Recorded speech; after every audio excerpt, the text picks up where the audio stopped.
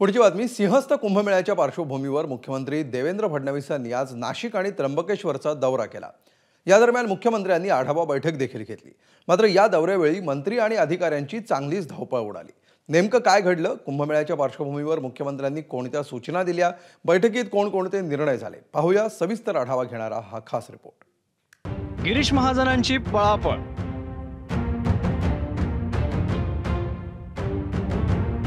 नाशिकचे कमिशनर प्रवीण गेडाम यांचीही धावपळ, मंत्री आणि अधिकाऱ्यांच्या स्टाफचीही धावाधाव।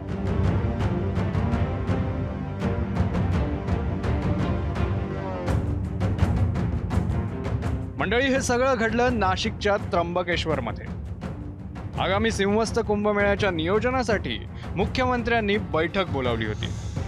त्यासाठी मंत्री गिरीश महाजन त्र्यंबकेश्वरमध्ये पोहोचले, पण येतात ते माध्यमांसमोर बोलायला उभे राहिले।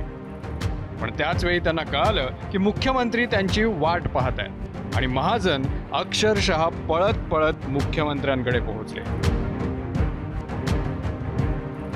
दुसरीकडे विभागीय आयुक्त प्रवीण गेडाम आणि त्यांच्या स्टाफचीही अशीच अवस्था झाली।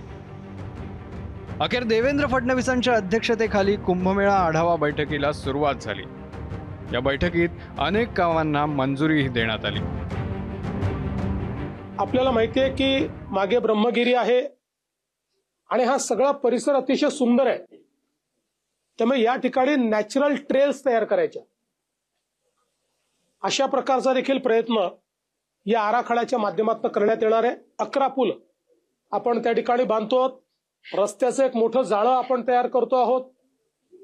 आपला जो काही ज्या ठिकाणी खरं म्हणजे आपलं साधुग्राम तयार होतं ती सगळी जागा आपण ॲक्वायर करतो। आम्ही तिघांनी हा निर्णय घेतलाय की याला कुठल्याही निधीची कमतरता पडू द्यायची नाही।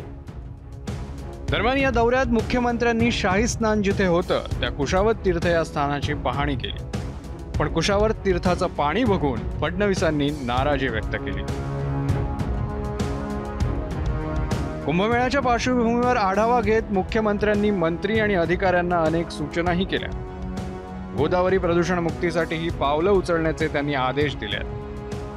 उत्तर प्रदेशच्या पार्श्वभूमीवर नाशिकमध्येही कुंभमेळा प्राधिकरण तयार करण्यात येणार आहे। एकूणच सिंहस्थसाठी सरकार तयारीला लागले। त्यासाठी मुख्यमंत्र्यांनी दिवसभर नाशिकमध्ये राहून आढावाही घेतला। पण याआधी उपमुख्यमंत्री एकनाथ शिंदेंनीही कुंभमेळ्याच्या नियोजनानिमित्त नाशिक दौरा केला होता। त्यामुळे मुख्यमंत्री आणि उपमुख्यमंत्र्यांच्या या वेगवेगळ्या दौऱ्याचीही चांगलीच चर्चा रंगली आहे। मुकुल कुलकर्णी, एबीपी माझा, नाशिक। एबीपी माझा, उघडा डोळे बघा नीट।